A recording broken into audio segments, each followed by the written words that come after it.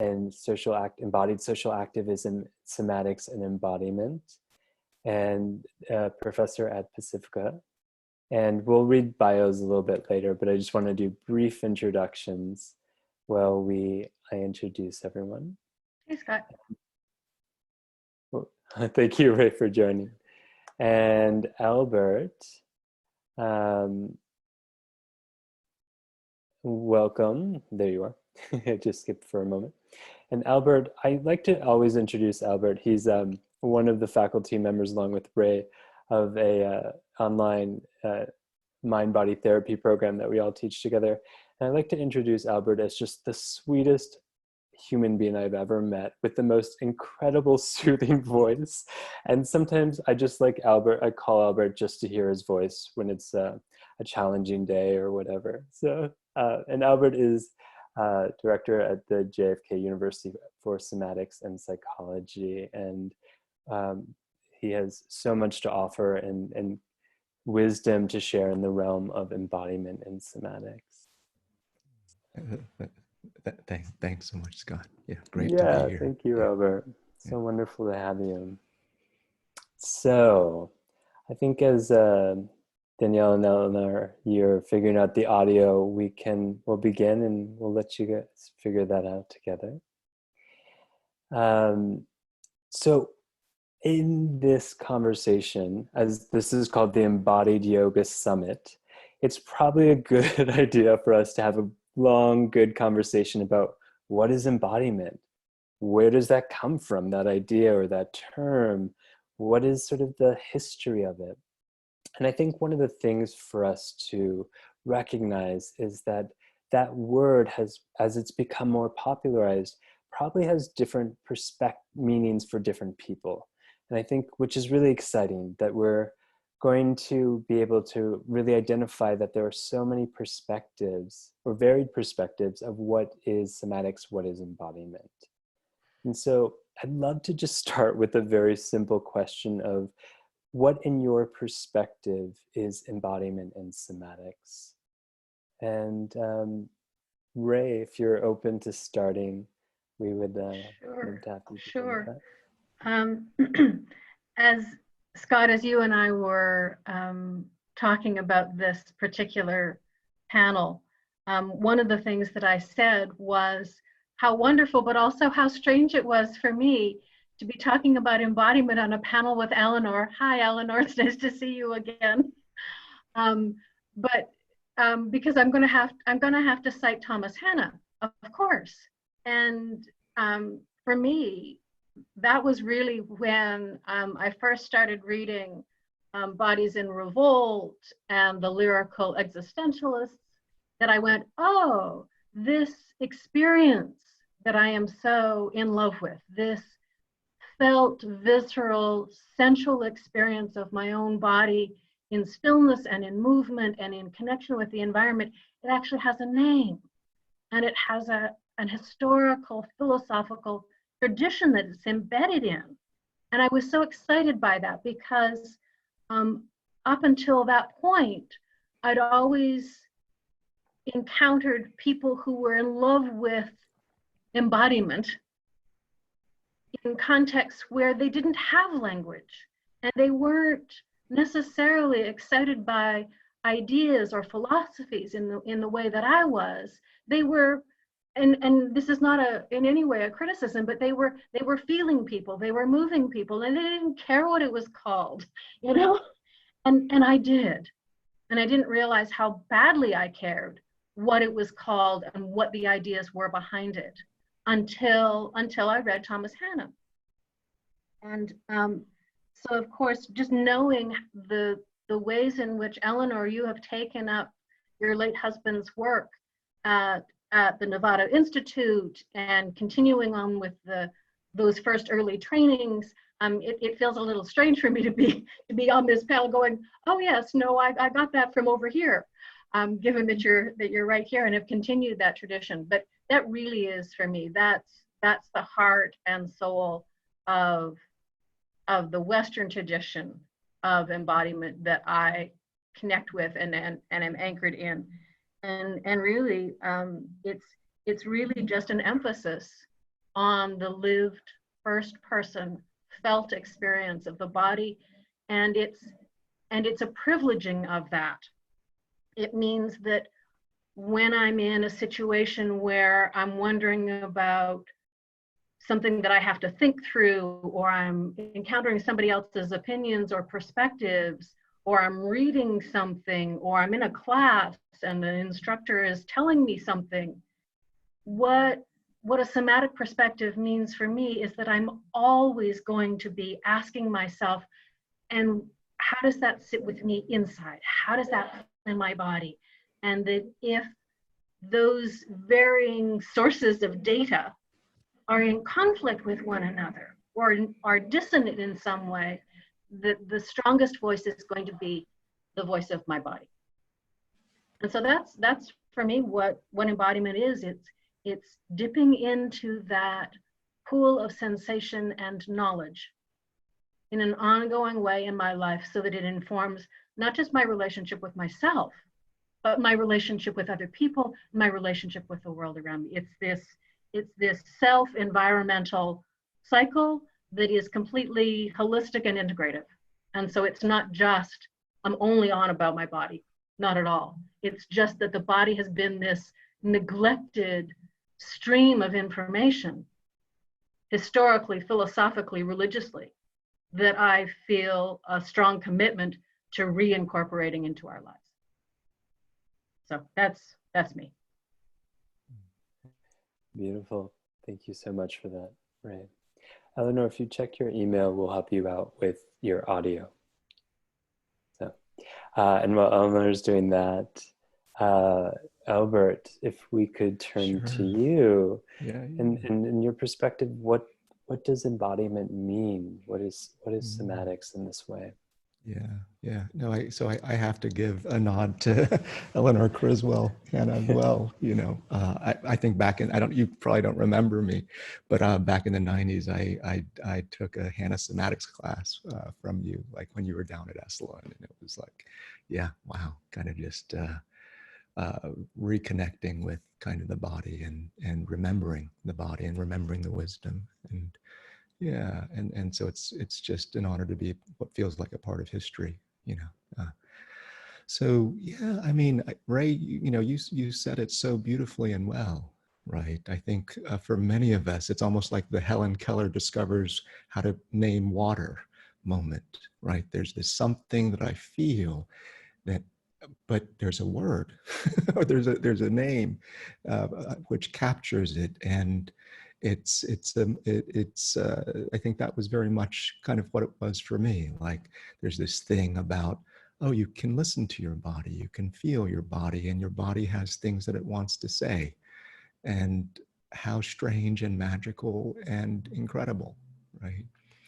You know, I think, you know, there's so kind of Thomas Hanna kind of coining the term somatics and developing this whole kind of philosophical underpinning and, you know, bringing it to the forefront and, you know, and just giving a name to unify all these things that people were kind of somewhat doing, you know, a little bit like it was kind of popping up, but it really crystallized things, you know, and so kind of, I think somatics kind of named the field. Right. It's like, okay, this is somatics. There's a connection. We're starting to realize that there's a connection between kind of my internal sense and kind of what that might mean in terms of my feeling or my thinking, right? There's a wisdom inside the body. And, you know, I think of somatics as kind of the field which helps us land into embodiment, how, you know, that embodiment is kind of a state of being, just like Rae was saying, where kind of there's a kind of almost remembering of the body, a re-privileging of something that was deprivileged, right? Something that very frequently in our lives has been oppressed or suppressed, right? And pushed down. And kind of embodiment is in many ways an act of liberation. It's an act of saying, hey, you know, this part of me, which I have disconnected from or dismissed, is actually a vital part of who I am and what I know about myself, you know, and about the world and about relationships. And so embodiment is to me kind of a miniature act of revolution when done within the self, right? It's like listening for kind of the forgotten parts, the disavowed parts, and saying you belong too. And then kind of writ large, it's kind of an act of kind of social revolution, right? It's like, I see you. You have a feeling inside you.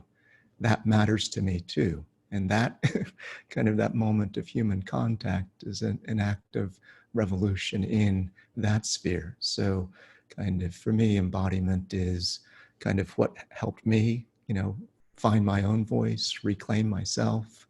Like there's this whole notion of occupy, like occupy yourself, occupy your body. And, I think that that's kind of, in the sense of listen to and let it come in, right? Listen to and let it come in, and doing that kind of within the self and kind of outside the self. So, embodiment is, to me, it's coming home. It's listening for what's been unspoken, and bringing back into the fold parts that have been forgotten. Yeah. Thank you, Albert. We're getting chats about the tone of your voice. Eleanor will just be logging out to fix her audio, and she'll be right back. I'll give it a go. So I'm going to piggyback off of Rae and talk about it's sometimes helpful in defining embodiment to also describe what perhaps is not, or what's different than that.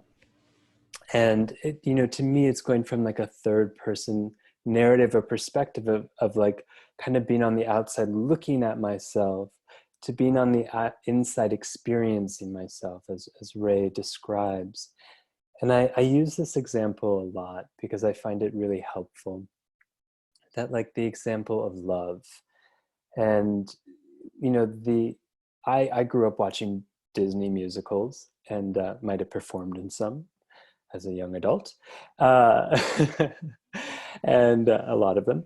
And and the idea of love, like watching a movie play out the idea or the concept of love, was a very different experience than the first time I ever fell in love, and where there was these butterflies and I couldn't quite find my stepping, and I felt like the world was spinning a bit, and I didn't quite always know where I began and the other person ended, and which was a very different first-hand experience than just perceivably watching the idea or the concept of love.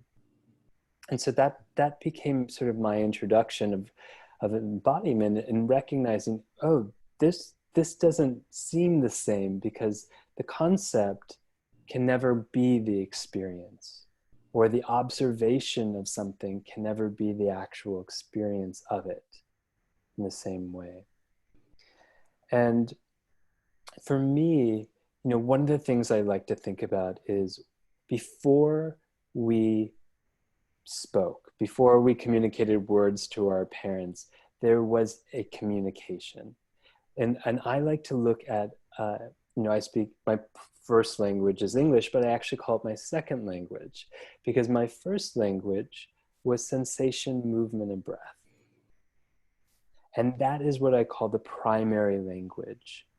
And the felt sense, which you're talking about, is the experience of ourself, uses that language. That is the language, we could say the language of consciousness, or the language of our beingness, is that language of sensation and movement and breath.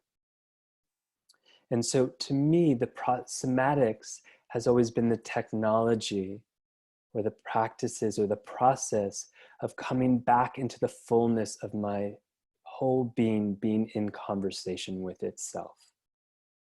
Being back in that primary language. And that language then begins to be able, because I have a a capacity to speak that language with more and more of myself that begins to extend out past myself. It begins to be part of a conversation I have with other people. And that's this embodied relationship. And it exists into nature. And this is a further relationship or embodied relationship. And so to me, it is in inhabiting, as to use Albert's word, that capacity to be in the depth of the communication of consciousness, that we actually get to feel the interconnectedness that we are. So that's sort of my take on embodiment and somatics. And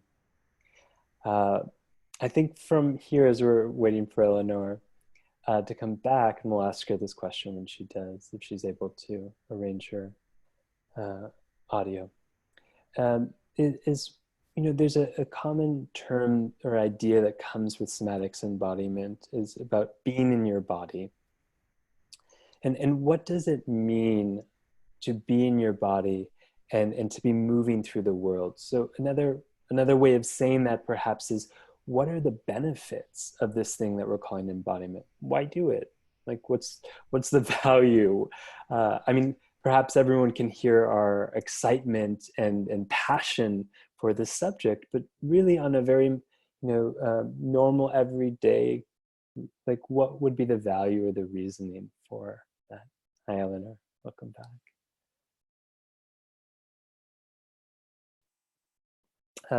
Albert, do you want to start with that? Sure. Yeah. I mean, I think there's multiple benefits to becoming embodied. I think for me, I might have actually lived a little bit of a kind of very much in my head for a lot of my life, right? And when I lived there, it was very productive, very logical, very kind of intelligent, but I felt like I didn't really have access to, I don't know, like almost a deeper level of visceral knowing. There's a lot of kind of like gut senses, right? That kind of become accessible to you when you start to listen, right? I imagine lots of people here have sometimes gone kind of contrary to their gut and lived to regret it, But if you're embodied, like your body has a voice, it has a seat at the table, it says, hey, no, wait, maybe you shouldn't kind of go in that direction. So there's a way in which kind of when I become embodied, I think my choices, like there's just more kind of wisdom in terms of like making choices and finding the right thing. Otherwise I can really spin. The other thing is it just feels good. I mean, it feels, it's nice to feel like in my body, like where I feel like, okay, I feel the presence of my body behind my words and behind my actions, right? Rather than, okay, I think this is the right thing to do, I'm just going to go ahead and do it, almost like on autopilot. And, and that feels logical and okay in a certain kind of, it feels kind of thin when I operate just from that. But when I operate from an embodied place, it's like, yeah, this isn't just, okay, my mind might be saying, okay, yeah, okay, we'll get you on board. But if my body's behind, it's like, yes, okay. It's like there's this whole body sensation of we're doing what we should be doing.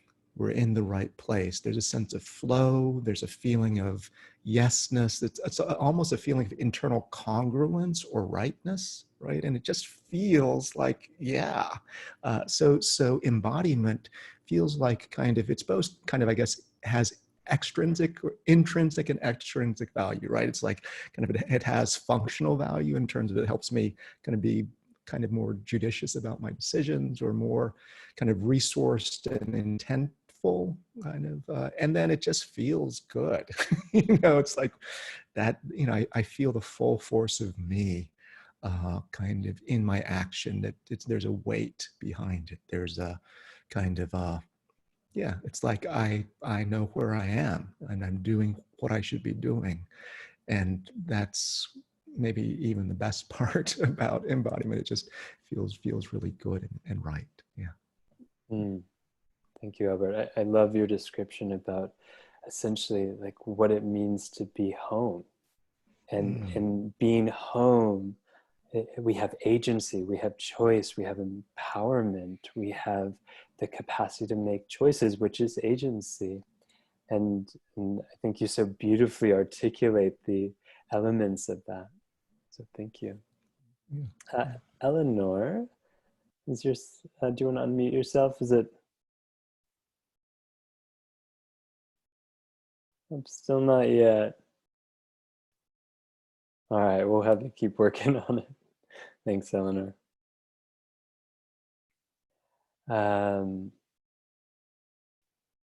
So Rae, same question.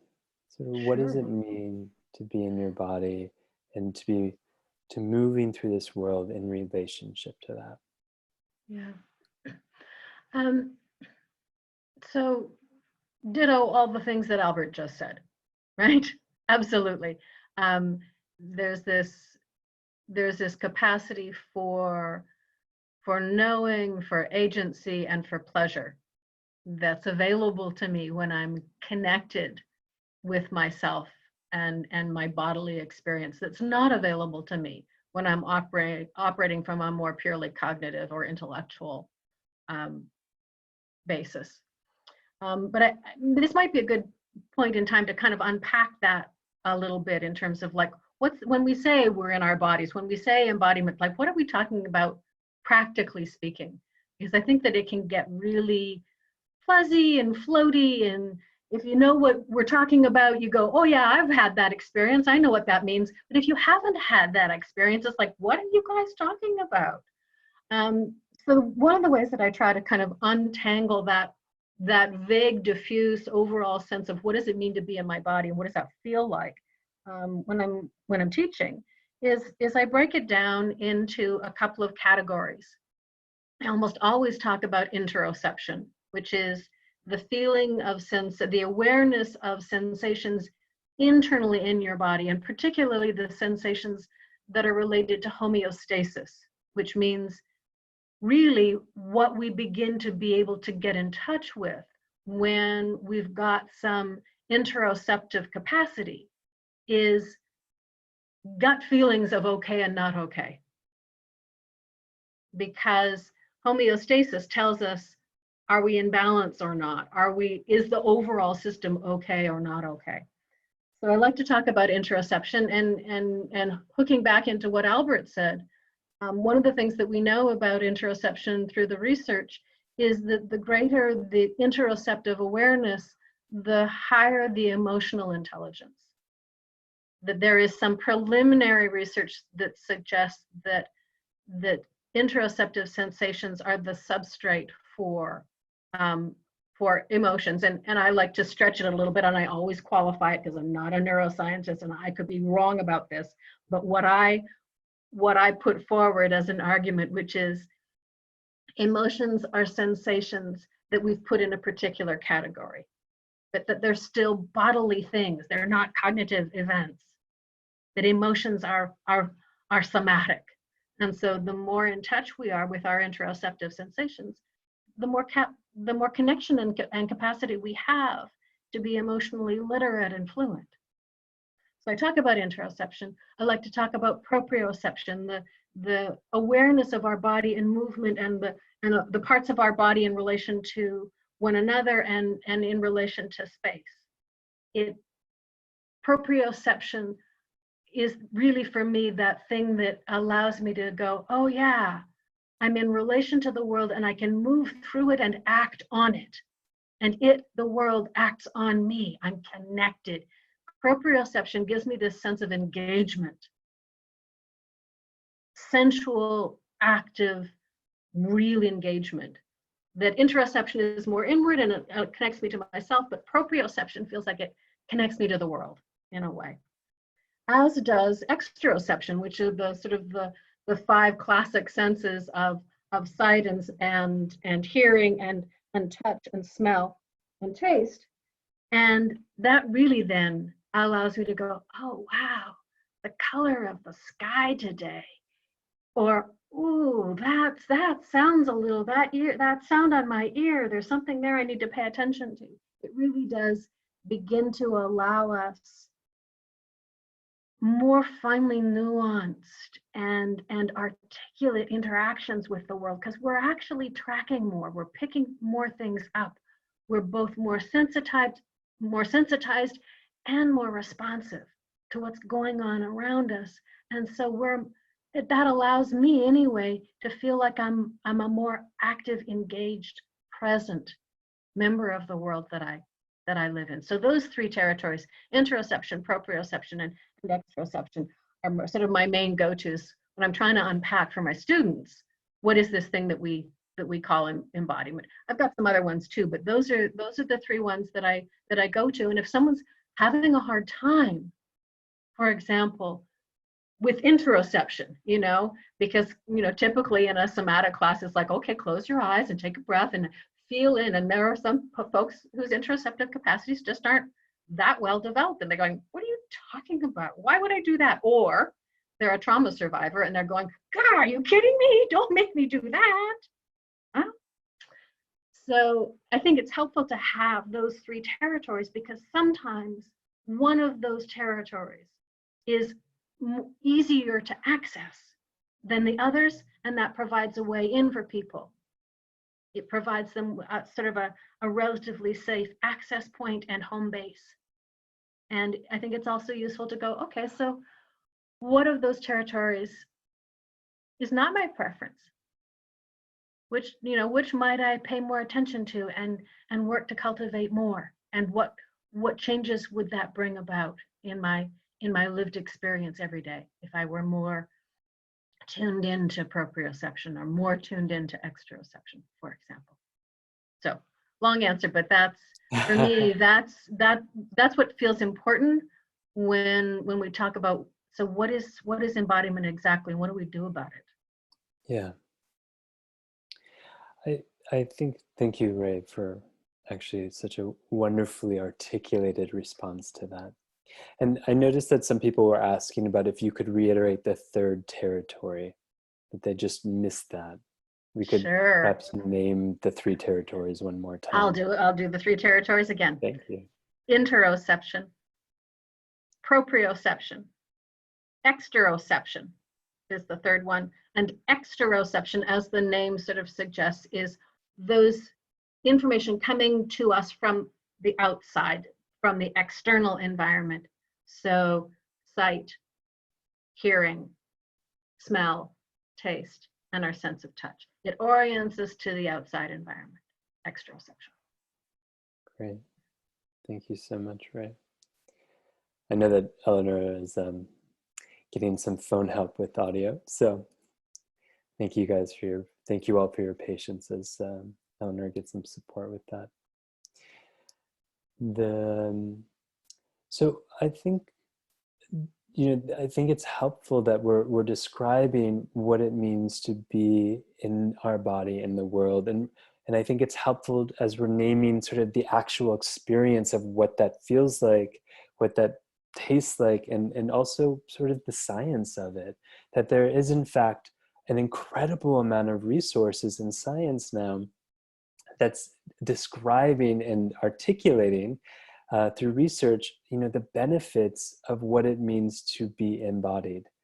That again, that we have a clearer core sense of self, that we have the self-esteem, that we have more sense of control and agency, more emotional regulation, more decision-making capacities. And these are what it truly means to be able to be resilient and surf the waves of life.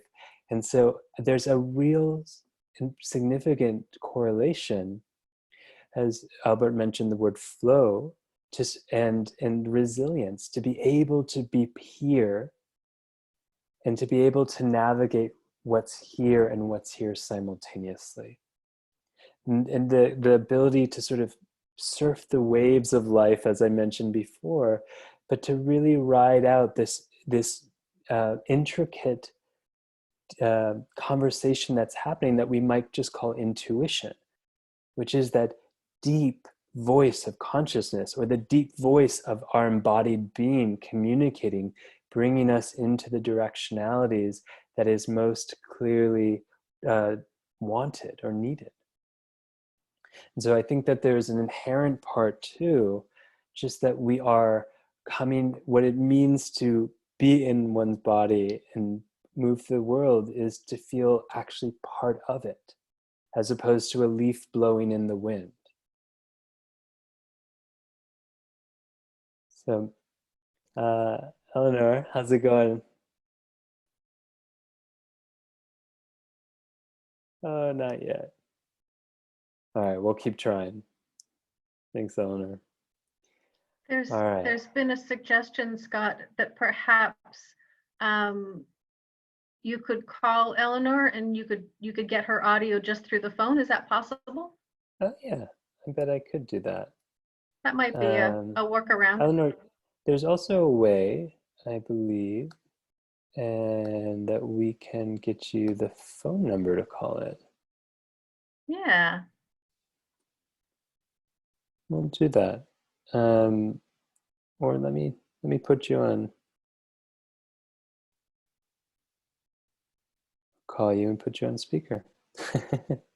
Let's try that. Exactly.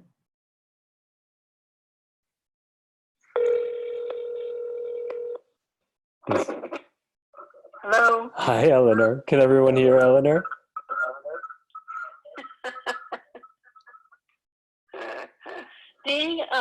Being a pioneer, I'm in a different generation. Anyway, I've been so happy to hear you all that I couldn't do anything else. So I'm so happy. I love hearing what you've had to say. It's so very, very important. There are thousands, millions of people, especially right now, who aren't experiencing their embodiment. They are afraid, they are stressed, they are traumatized, and that has sort of taken over all of those other sensations that they might be experiencing. They're experiencing emotions, but they're not experiencing the fine nuances of embodiment that we're talking about. Now, hopefully, they stayed in touch as much as possible as we go through this. But when we're on the other side of it, they are going to need to touch back in on their embodied being. And all of you who are working in these fields under the somatics umbrella are going to be incredibly helpful in helping human beings reconnect with their embodiment. So I want to say that we are embodied beings. That is what we are. So as long as we are alive, we are embodied. People are in varying degrees in touch with their embodiment. And it has to do with cultural training. It has some to do with genetics. It has some to do with developmental experiences in life, and what you've been encouraged to be aware of and what people have modeled. And so as Rae was talking about the different forms of information coming to us about our embodiment, those can be present or not as present based on what one has been allowed to experience. And so, as Albert was talking about, we have all of that information, all of that ancient wisdom that we have access to to the degree to which we are able to pay attention to it. And so the part of the brain that is receiving the sensory feedback is more or less developed. The neurons are more or less developed. Depends on the experiences you've had and what you've allowed yourself to perceive.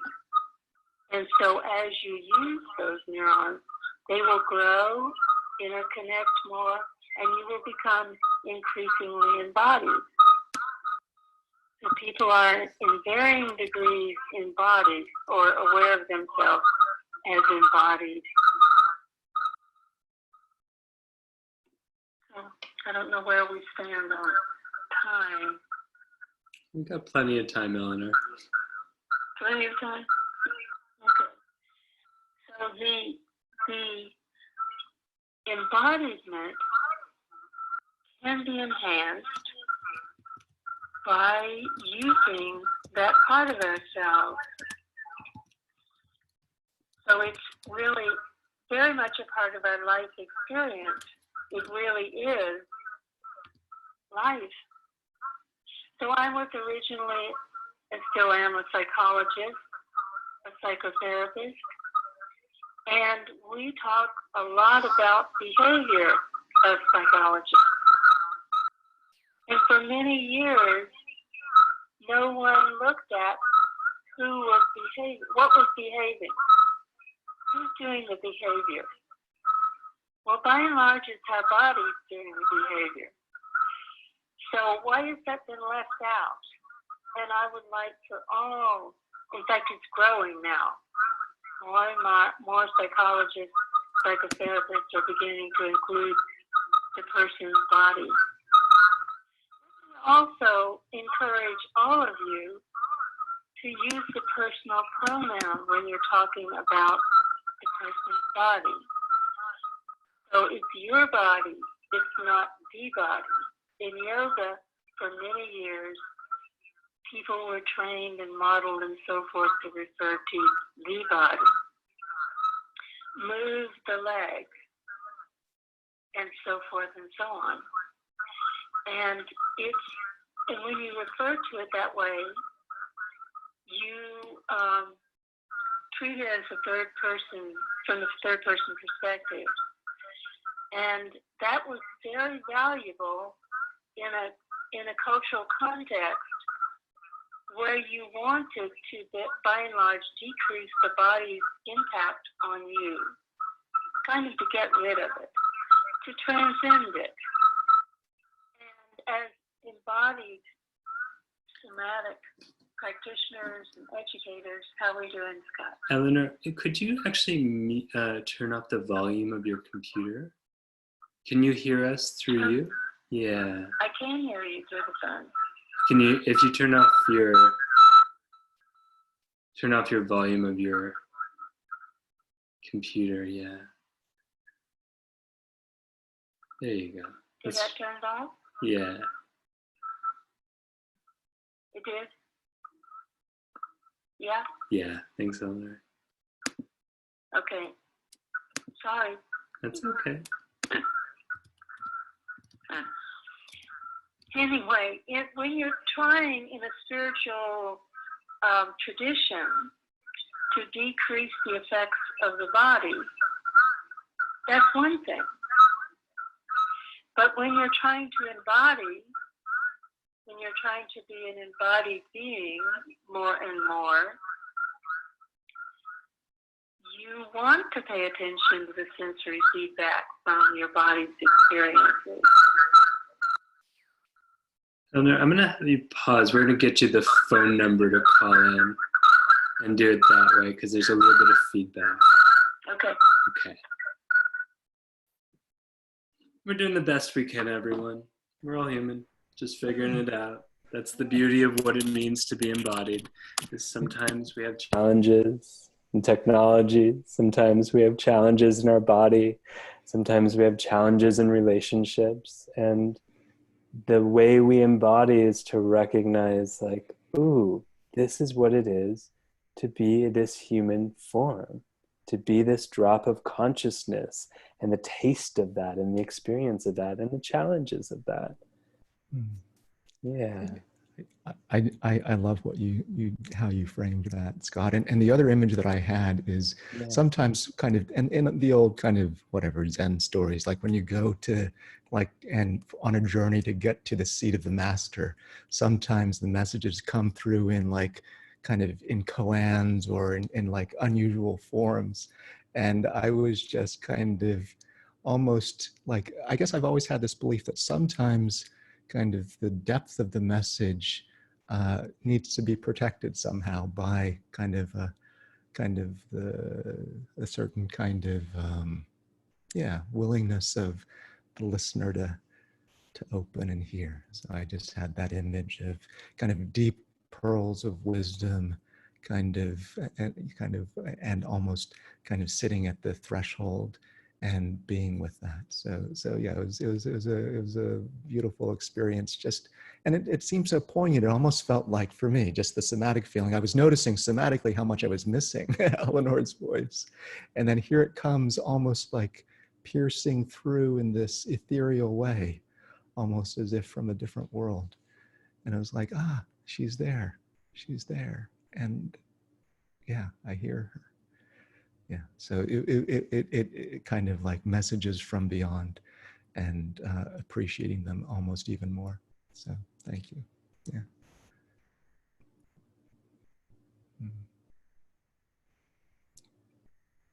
You're muted, Scott. I don't know if you're wanting to. Yeah. Yes, I would like to be heard. Thanks, Albert. So as we're kind of evolving this conversation, and it's sort of organically going that way, we're recognizing there's a state, as you shared, Albert, of this is embodiment. This is this wholeness, this experience of ourself. And each of us have briefly mentioned in some way sort of that there is times in our life, or maybe perhaps short or long experiences of not being in that place, or the sense of disembodiment. And there's a lot of interesting research and conversation around the dis-ease of embodiment. And I would love for us to sort of deepen the conversation into that right now, which is to talk about sort of what is disembodiment? How might it emerge? What does it look like? From where does it emerge? And I know, Rae, we've talked around the word proprioceptide. I think I pronounced that wrong. Percepticide. Percepticide. I've been working on it for weeks. There One more is. time. Yeah, percepticide. Percepticide, which is the killing of perception. Yeah. Thank you. So, Rae, maybe you want to jump into that first. This idea of Sure. where does disembodiment come from? What does it look like? How would we even know if there are these moments of disembodiment, or long time moments of disembodiment?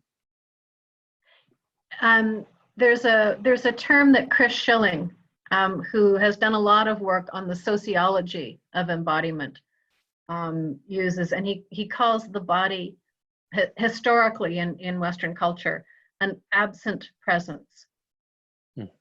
And I love that idea, because the body, as Eleanor suggested, it's always with us. We're always in our bodies, right? And yet they are absent to us. And even language forces us to make choices and to act as if there's a division between our bodies and ourselves. Eleanor was saying, even the transition from the leg to my leg is incomplete. That it's not my leg, it's not something I own, and that there's a distinction between me and leg. Yeah. More like, from my leg I hurt, rather than my leg hurts, or in my leg I hurt. or I experience pain. So just to say that in many cultures, including in the West historically, from the Greek philosophers all the way through to Descartes and into the present day, we have a tradition embedded in our language, embedded in our culture, that the body is, and the body and its sensations are somehow illusions, they're untrustworthy, they're going to lead us into temptation and sin. So we've got all of these really strong cultural prohibitions against feeling the body. And so how do you begin to notice something that's an absent presence in our lives? And I think many people on this call will relate to this, which is, I think at some point, for many of us, the body speaks when the level of pain that it's able to tolerate in silence is no longer bearable. And so the first thing that our body says to us is pain, which is too bad, because it can in fact precipitate an impulse. Is like, oh, stupid bad body, now you're giving me a hard time, now you're in pain. And so you've got analgesics of all kinds, alcohol and cigarettes and drugs, and of course with pain, it's not just physical pain, also emotional pain as well. And so part of what happens, unfortunately, when the body has been this absent presence in our lives and in our experience, is that when the body finally speaks, it speaks because it has to, and the first thing that it says is something we don't want to hear. So unfortunately, to answer your question, one of the ways that we can begin to become more in touch with our bodies when we haven't been, when we've been disconnected, is when we're forced to listen to our bodies because we're in pain. And there are other things beyond just the sort of the personal, oh, I grew up and I was raised in a culture, in a society, at an historical moment where I've been taught to mistrust and believe that my body wasn't worth very much except to just sort of to carry my brain around. I would argue, and this is where somatics gets political, I think. I would argue, and Albert, you touched on it beautifully at the beginning there. This is where I begin to argue that the military-industrial complex in the West is actually deeply invested in us not being in our bodies. Because when you're not in your body, when you are socialized and indoctrinated into not paying attention to how your body feels, it's much easier to get you to work in a factory for 10 hours a day. It's much easier to get you to sit in front of a computer screen for 8 to 10 hours or 12 or 14 or 24 hours a day. That we actually become so habituated to being outside of our bodies, particularly if our bodies, when they do speak the language of pain, that all of those other things that go along with that, the feeling of actual visceral kinesthetic empathy for our fellow human beings, starts to become muted, because we don't feel one another anymore. We think about one another, we navigate one another, but we don't actually connect on that visceral, sensory, emotional level that allows us to go, I couldn't hurt you. I can too easily feel what that would feel like. So there's all kinds of things that I think go into that idea that in a system that benefits from our disembodiment, percepticide, which is this idea that Diane Taylor developed a couple decades ago, that it's this deliberate act of self-harming, where we, to save ourselves, tell ourselves that we cannot see, hear, feel, smell any of what's going on, because to do so would not only be intolerable, it would put us at risk. You know, that people can tell when you're noticing. And one of the best ways to survive a regime that doesn't want you to be fully alive is to keep your head down. And so I would argue that our collective disembodiment is in fact a way of keeping our heads down that doesn't actually serve us in the end. Doesn't serve us individually and doesn't serve us collectively. Thank you, Rae. That's quite powerful.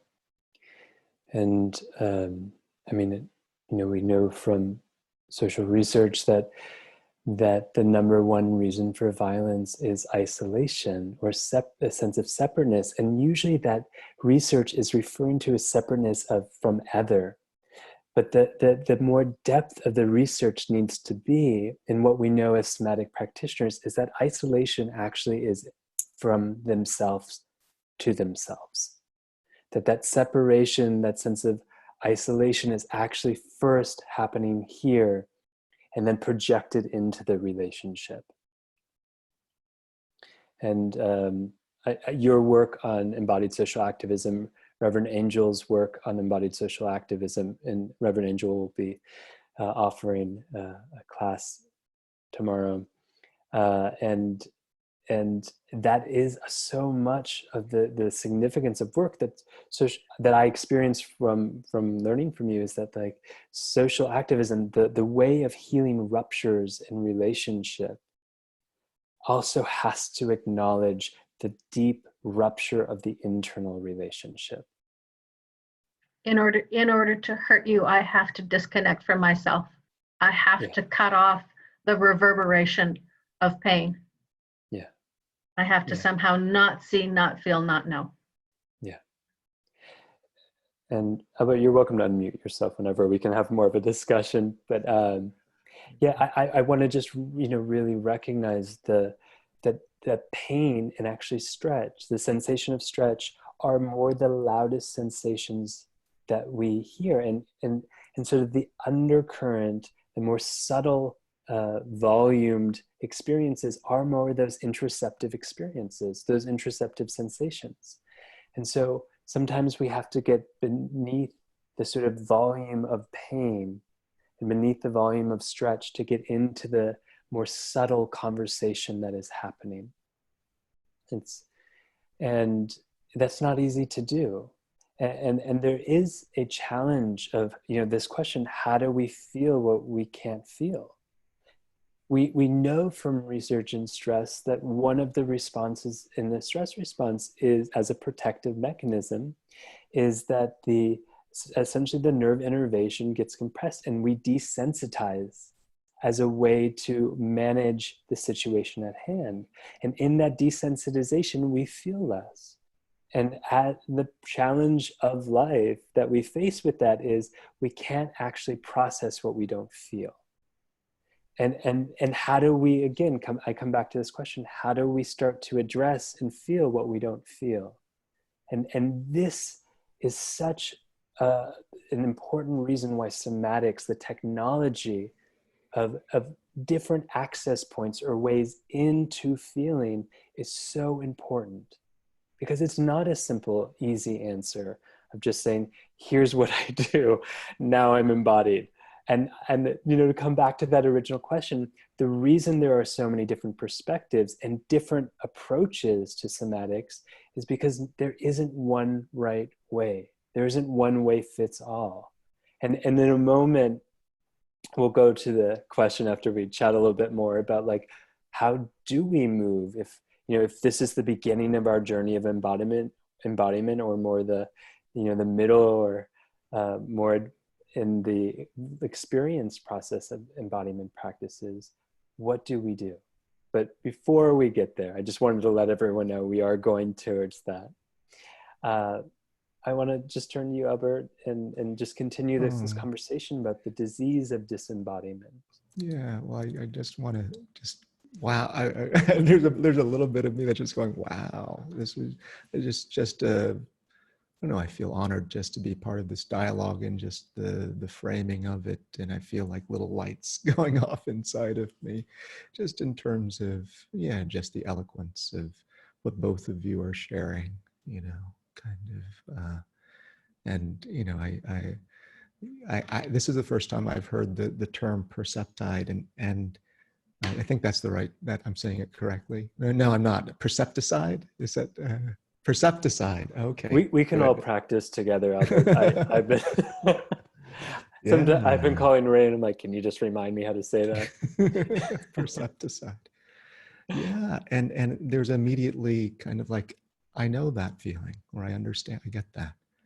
And it is like a certain kind of death, right? Like a killing off of oneself in order to survive, right? A feeling of like, this is too much to bear.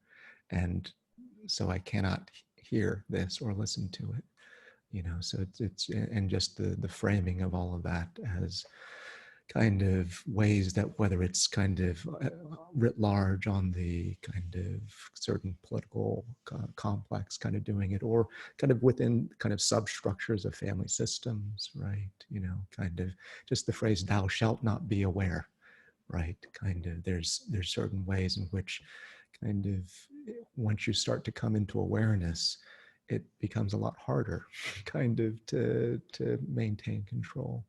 And I think just along the question of how do we start to open up, you know, when the first thing that comes out is like pain, right? You know, I guess at least for me, it's like, you know, don't shoot the messenger, right? Right. Kind of I have this image of somebody traveling at long distance, arriving at your castle door and just banging at it, saying, kind of, let me in, let me in, let me in. And it feels loud and you want to say, go back, right? You know, kind of, I'm in my fortress or whatever it is, but the banging gets louder and louder and louder and just doesn't go away.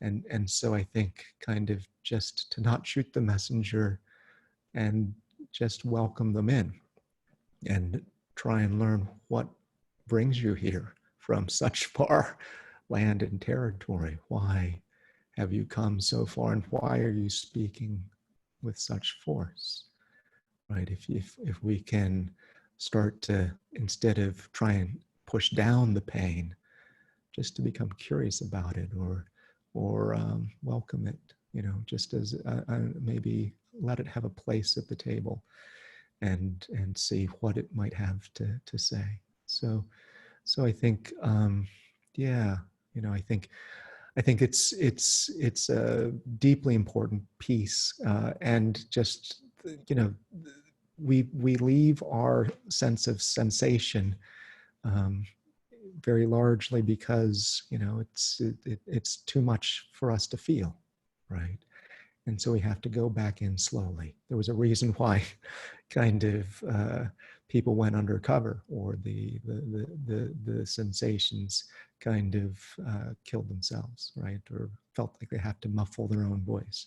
So, you know, just trying to make it safe enough at some point for them to come back. So kind of, I guess for me, the path back is kind of patience, kind of coming back, you know, day after day after day, listening, and then to whatever extent possible, kind of letting yourself be open, have an open heart to whatever comes forward. Yeah. So that's yeah. But yeah, those are kind of my thoughts.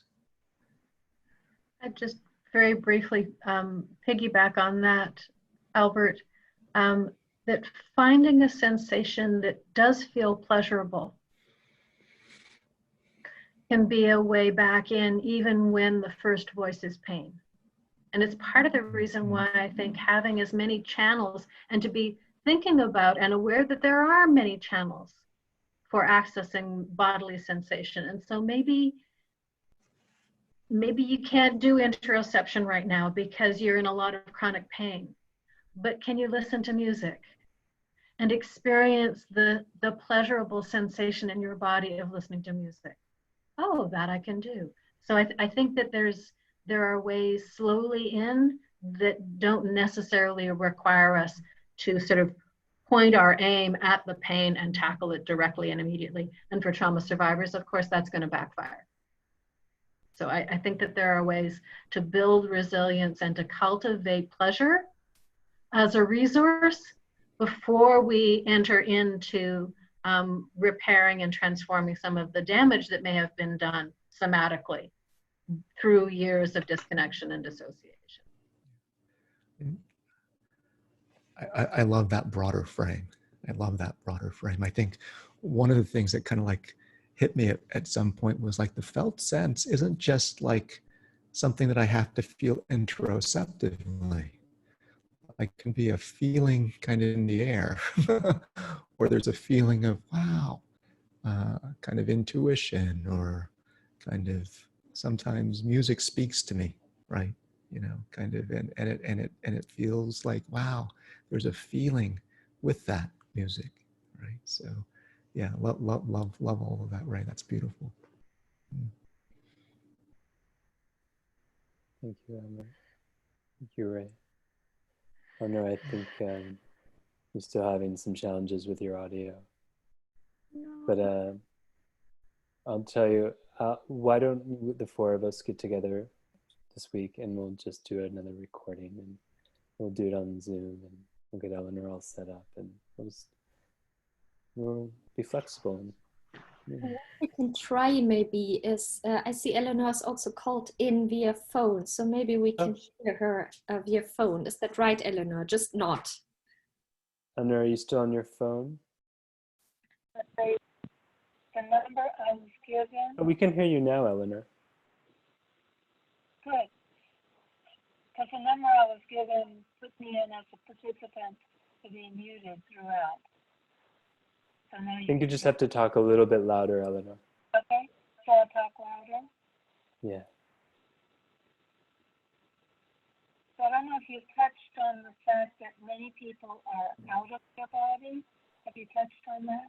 We were just diving into that, yeah. We were talking about the disease of disembodiment, or the dis-ease, rather. Yes. So, and you were also talking about pain and getting into your body takes you. Eleanor, could you hold your phone up to your mouth? I'm not talking. It's actually coming in from the phone. It's coming in from the. Oh, okay. Coming in from the computer. I'm not on the phone. Oh, okay. Anyway, the thing is, it's very important to decrease pain. Okay?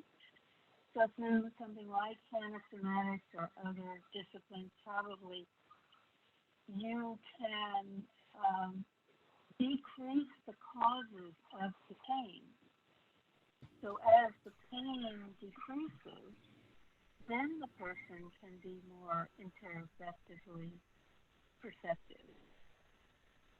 But our brains focus on what is more salient or more central, and it inhibits the rest. So the pain is calling attention and inhibiting all the other reception of feedback from one's body. And so we need in various ways. The other thing also is when a person first starts being interoceptively aware, they're not receiving any feedback because the neurons that would process that are atrophied. They haven't been used. They need to grow. So the person needs to go through somatic kinds of experiences for a while before the little neurons in the sensory cortex can develop and can connect with one another and can actually give the experience. So in the first place, you need to just go through the motions. And over time, then you will be more able to get the sensation from what you've been doing. Thanks, Eleanor. I'm just going to pause you because it's actually, we can't quite hear what you're saying yet. It does seem to be coming from the phone on here, but it sounds like that's not the case for you. So we'll figure it out and we'll find a time to get all the microphones maybe a little more set up, and yeah, we'll work it that way. But just having you here is really amazing. Okay. Yeah, we'll get it. It's all good. So let's move to the sort of a last question, which is where we're kind of heading, and then what we'll do is take a few questions from the Q&A. So if you haven't gone down to the Q&A at the bottom of your frame, and you can type in some questions that you have for the panelists. Yeah. So I think just, from someone who's, again, perhaps just journeying into this idea of embodiment or somatics, they're tuning in for the first time, they're in the midst of their journey of embodiment, where are some simple things we might be able to just offer, practices, approaches, resources? I mean, this whole summit is a resource, certainly. So, but how might we just offer some suggestions in? Albert, do you want to start with that, or Rae? Sure, happy to. I think I think there's a lot of crossover between mindfulness as a practice and then kind of embodiment. And so I think kind of there's a lot of people and places that are doing mindfulness practice where you're listening to your body and your breath. And I think that can be a wonderful resource or place to start. I think there's communities, that do dance, kind of the ecstatic dance community or 5 rhythms, open floor, kind of conscious dance communities are, it's kind of filled with people who kind of listen to their bodies. And it's a certain kind of dance that's kind of from the inside out. It's not like dancing pliés and all of, first position, second position. It's more like kind of this authentic movement of learning listen in and then move from there.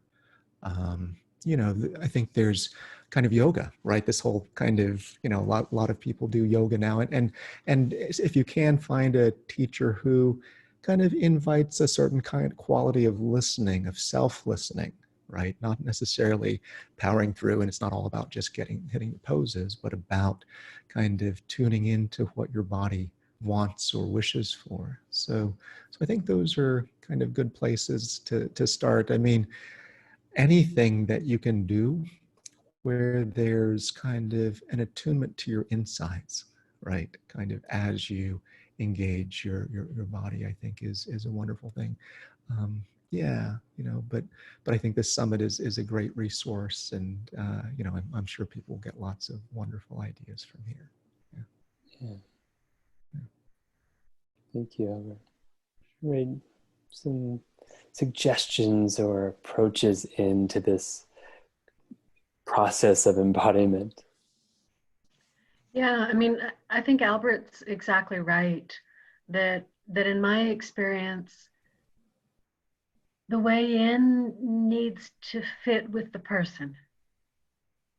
That there are so many practices, and that they will call on or elicit or emphasize a particular aspect of embodiment that may be absolutely perfect for you and not so great for someone else.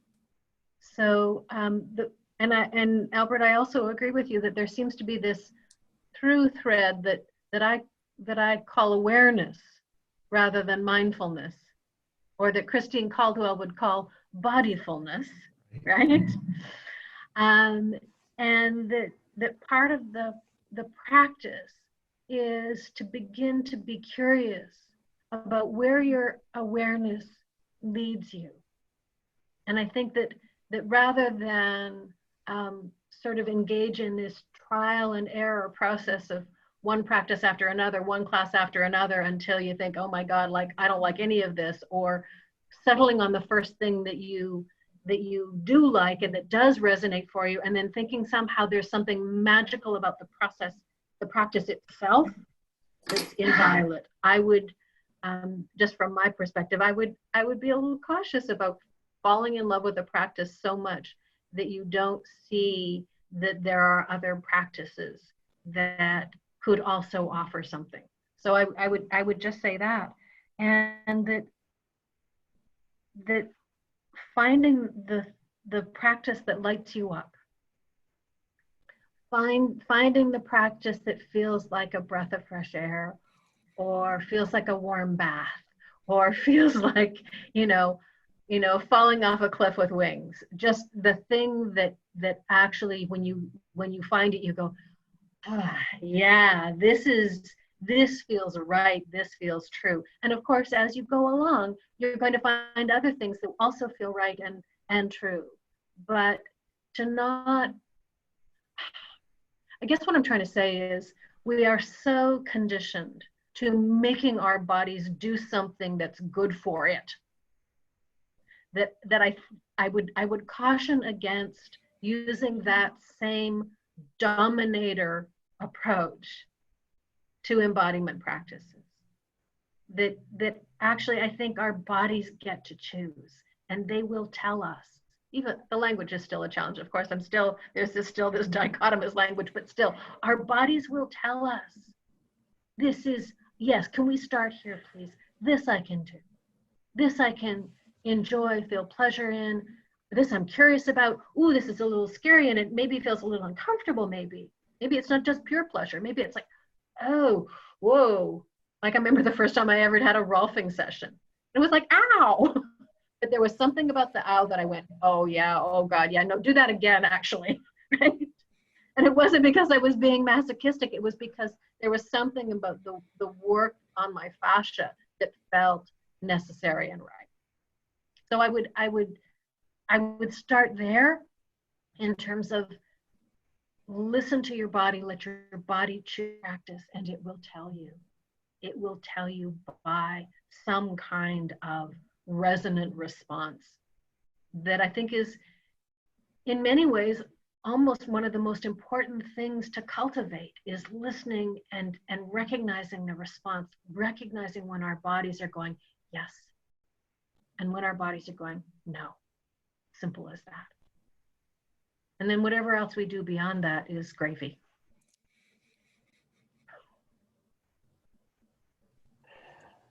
Thank you, Rae. As Rae and Albert have both shared so eloquently, there really is, the way in is going to be varied for every single person. And the way in is part of the journey of embodiment. It's not like, bam, you're just there and you're embodied. It is the process of moving back inward and recognizing what has always been there, which is the whole of you. It was never not there. It was just sort of camouflaged or cloaked for a certain amount of time, but it was never not there. So it's literally like a reveal of a veil when we arrive into that recognition of our nature, of that purity of our wholeness. And so one of the ways I really invite people in is, name a time in your life when something went from a concept or an idea to an experience. And what was that like for you? So I used the example before of love. There are plenty of examples of like pure joy, of just like a sense of lightness. We can hear the word lightness and know it and know how to spell it, but perhaps when was the first time you actually experienced a sense of lightness or ground or groundedness? And that's a really entry point in of going, oh, I have had an experience in which a veil has been lifted from a concept into a deep experience. Also just orienting, like we did in the very first session, This is where the room is. This is where I am. How is that different? Like, how do I even tap or connect or touch myself and receive it and feel it as from the inside of being received in that touch, that contact? And maybe that's different layers of me. Maybe it's my bones that are receiving that tap. And it's a different vibration than the touch or the tapping of my skin. There's a lot of ways in, but the intention is in. So I know that we have about 15 minutes left of this particular panel. So I'm gonna invite Fatu to perhaps offer one or two questions that came up in the group. I know there's probably tons of questions. And again, we'll, Eleanor, if you're open to it, you and I can maybe find a time where we do another recording where we get to really hear. Yeah, that'd be great. Thank you, Eleanor. Although I really just like hanging out with you. I mean, you're to me like, if anyone has had the opportunity to sit in or just be next to you or Bonnie Bainbridge Cohn, where it's just like the pure embodied transmission. It's just so like you can feel it wafting through the ethers, and that is one of the things that I find with as we do our own embodiment work, it becomes almost contagious to those we are with. And we call that the transmission of embodiment, the transmission of that pure essentialness, that wholeness. So thank you for being here.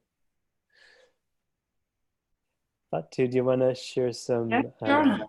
Thank you very much. One of the recurrent questions among the participants was what the difference is between mindfulness, somatics, and embodiment. This comes quite a lot. Great. Rae, I see a big nod. Do you want to take that one? Sure. And this is going to be a place where we probably have slightly different definitions and distinctions. Embodiment tends to be a sort of an umbrella term in my experience, and it doesn't necessarily capture, at least in the ways that I've encountered it, people talking about, oh, this is an embodiment practice. It doesn't necessarily capture what I think is unique to a somatic perspective, which is a privileging of the person felt experience of the body. And same with mindfulness. There are mindfulness practices that are absolutely inclusive of bodily sensation. And there are mindfulness practices that aren't. So, and it's part of the reason why Christine Caldwell wrote this book called Bodyfulness, because coming from this tradition of having taught at Naropa University for so many years, where mindfulness was the anchoring tradition of the entire school, she felt that it was important to say, well, wait a second, if the body's present in the mindfulness practice, why are we calling it mindfulness and not bodyfulness? So I think part of the reason why that question might be coming up so much is that there is overlap and there are distinctions. And it's part of the reason why I tend to use the term somatic, because then it's really clear that my position is one where the subjective first person experience of the body is always going to be present, always going to be emphasized. So that's my take. Thank you. And that's Christine Caldwell is the author of that book. Yeah, it's a great book. Albert. Yeah. So yeah, I'll just jump in. I loved just what Rae, your response to that and just how you framed that. I think sometimes just to add on to that, sometimes I think just to distinguish mindfulness from like bodyfulness, right, kind of, or embodiment for me, is like sometimes mindfulness is awareness of, right? It's like I'm aware of my body, but it's a little bit different. It feels like a little bit like, it can be like a hovering over, right, the body, or just being aware of it, rather than kind of the lived experience as the body. So kind of mindfulness really privileges like awareness and noticing and attention. And embodiment kind of almost feels like it's a dropping down into, right? So it's like kind of mindfulness is aware of, embodiment is lived experience as. So it's just an offering. Thank you, Albert. That's succinct and so clear. So I really appreciate that. I think that feels pretty satisfying, that response. So I think we'll see if there's one more question we want to head to. Yeah, there's a lot of questions, but another question that many people asked was if you could recommend books and what type of activity can people could do in order to feel the embodiment, and if you have like resources, audios, website and things like that. People are really keen on that. Thank you very much. Yeah. If you go on Amazon and you look up anything by Eleanor Criswell, that is a good place to start. Linda Hartley's book, Wisdom of the Body Moving, Bonnie Bainbridge-Cohen's books. Oh my gosh, I wish I had, I'm in Australia and my library is in New York, else I would just start reading the many books, but those are my go-tos, is Eleanor's book, Christine Caldwell's book, as was mentioned, Bonnie Bainbridge-Cohen's book, Linda Hartley's. Eleanor's going to her library. She's going to pull out a book right now and show it to us. Which book? Somatics, of course, by the one and only Thomas Hanna. Of course, that is a essential text for exploring somatics. Albert, Rae, do you want to throw some in? Thanks, Eleanor. You're so sweet. Just all of those. One thing that can be good, at least for starting out, is focusing, right? I just feel like that can be a really foundational kind of practice for learning to tune in and listen. So kind of either Jean Gendlin or Ann Weiser Cornell have great books that kind of can guide people in. So I think those would be great starting points as well. Yeah, I mean, one of the things that I like about focusing is that it's really, it's self-guided, although, I mean, Jen would say, you know, focusing is always better with a partner, and I get that, but it's an inexpensive book. You can read it, it teaches you how to do it, you can do it on your own, it costs very little. There are peer networks where you can do focusing with a partner that don't cost anything. And one of the questions earlier in the chat is, how accessible are somatic practices to people without a lot of money, or who are living in rural areas where you don't have access to the kind of teachers that people living in urban areas do. And that was actually one of the things that I was thinking was focusing can be one of those things that really sort of interoceptively gets you tuned in, and it's sort of one of my core practices. For cultivating proprioception, authentic movement is one of my core go-to practices. Sensory awareness, the work of all of those folks, including Charlotte Selver, that whole lineage from Europe and then down through to Charlotte Selver and others. And there are lots of great videos on the internet where you can do sensory awareness. And so it's accessible as well to folks who don't have the resources or access to teachers. Someone also asked about sort of the material that I was raising about the politics of embodiment, and there are now a good number of books, and so I'll just mention my own, Embodied Social Justice, and a book that was co-edited by Christine Caldwell called Oppression and the Body, and Stacey Haynes, who is the co-founder of Generative Somatics up in the Bay Area, and who has done a lot of excellent work on trauma and The Politics of Trauma, wrote a book by that name, just recently out.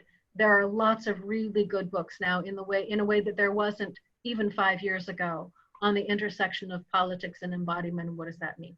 So just a couple of things to for those of you who are interested in that aspect, a couple of things to check out.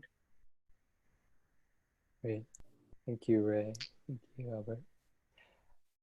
And thank you, Eleanor, for holding up that book, as we all need to make sure that's on our bookshelf as well.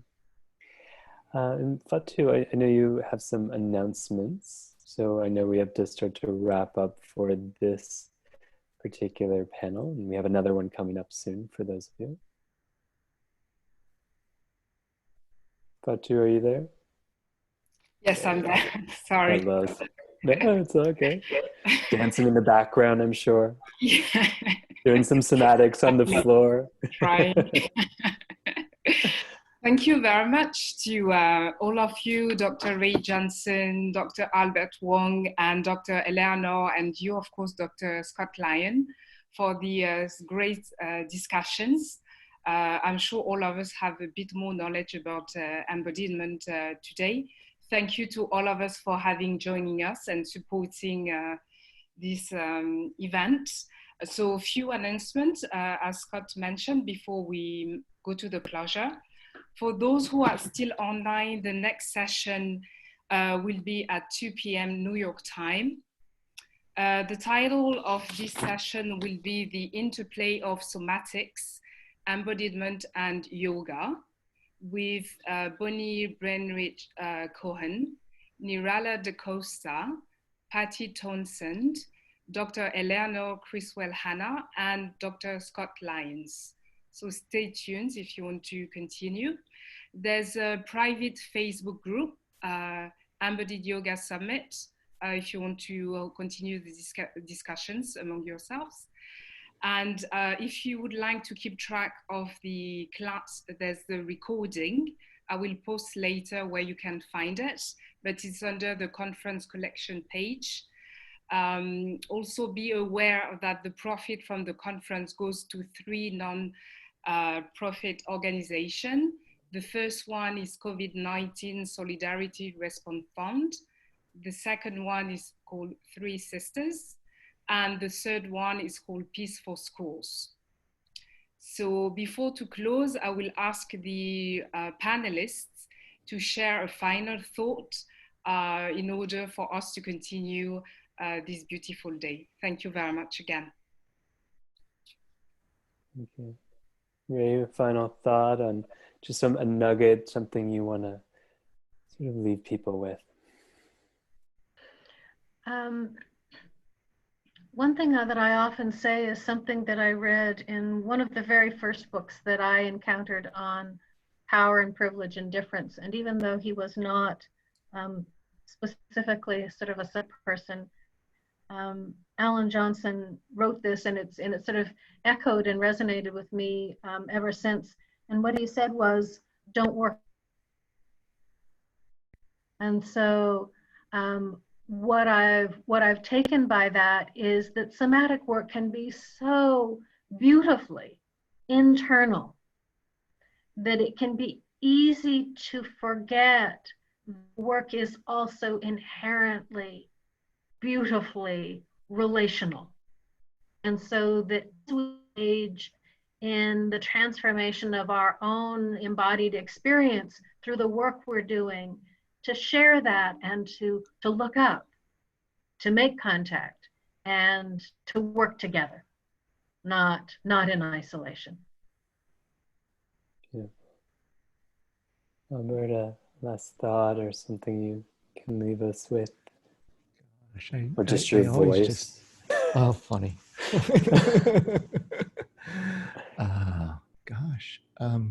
Well, I think there's a phrase that's just coming to me right now. It's just like, just the phrase is just connect, right? Just connect. And whether that's kind of connecting internally, connecting kind of relationally, as Rae was just suggesting, right? It's not something, this is a process of kind of letting the connections that have always wanted to be there kind of reform, and let yourself kind of just listen for where connection wants to happen, and let that come in. And yeah, and kind of just be gentle, and but open if you can. That's my thoughts. Thank you, Albert. Yeah. That's sweet. I think I'll leave with the final thought of just that the felt experience of our wholeness is our birthright. And we all deserve, and our hope is that you are experiencing the support to fully encapture, to be in your birthright of wholeness. So I want to thank Albert, Rae, Eleanor. Thank you all so much for being part of this discussion. We'll have another one soon. Get Eleanor's voice in there, but your presence is magnificent. So thank you for that, Eleanor, and Albert and Rae, and everyone who joined. Thank you so much. And we'll continue very soon with another discussion on the interplay of embodiment, somatics, and yoga. Take care. Bye.